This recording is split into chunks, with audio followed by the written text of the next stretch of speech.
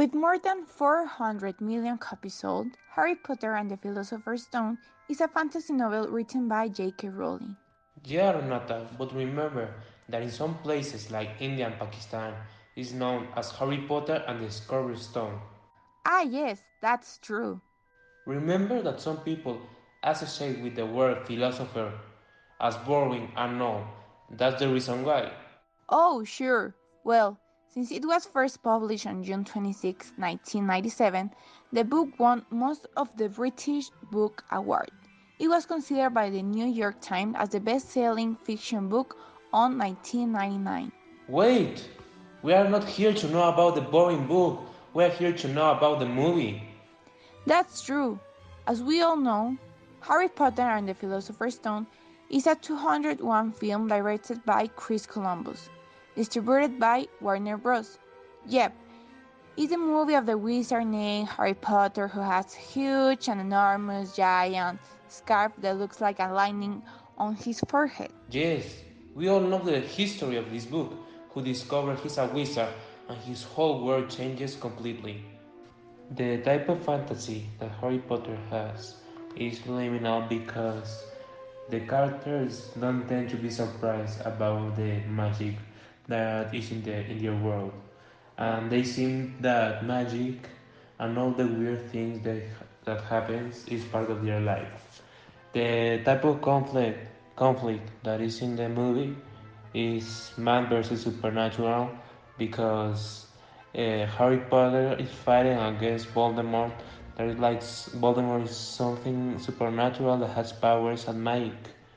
This movie is a journey because they don't have like a time uh, that they will be out of their home, and the type of plot is overcoming the monster because the plot is fighting the monster that in this case is Voldemort. According to Rotten Tomatoes, this fantastic movie has a rating of 6 out of 10. For some people, it's an outstanding work. For example, Roger Ebert, who's considered it as a classic, praising the critics' scene as priceless. On the other hand, we have that on the Metacritic, the film has a score of 64 out of 100. With this example set, we are going to analyze both sides. Let's start with the bright side. Let's start with the fact that this immersive fantasy film is just breathtaking. As Roger Ebert said, the special effects were way above for the time. You can feel Harry's pain. You could even feel like you were flying in the broom. A generation grew watching Harry Potter. We can't deny the fact that no other saga of movies achieved this. We also have to admit that many things changed from the book. We also have to admit that there are negative things that have to be mentioned. Discrimination is something that is very present in the story because it is notorious the stubborn teasing to fat people and portrays them as idiot villains. The most obvious case is the one of Vernon Dursley, the uncle of Harry Potter, and Dudley, his cousin. Oh, this can make people angry.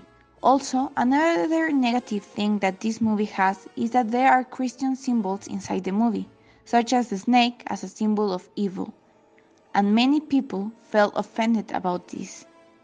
Something very criticized of the movie is that they have been accused of plagiarism since this movie has a lot of content and is based a lot in mythology stories, and also it is accused that they have copied literary works like Legend of Rock, the movies Harry Potter, and his best friend Lily, writing by Nancy Stufler.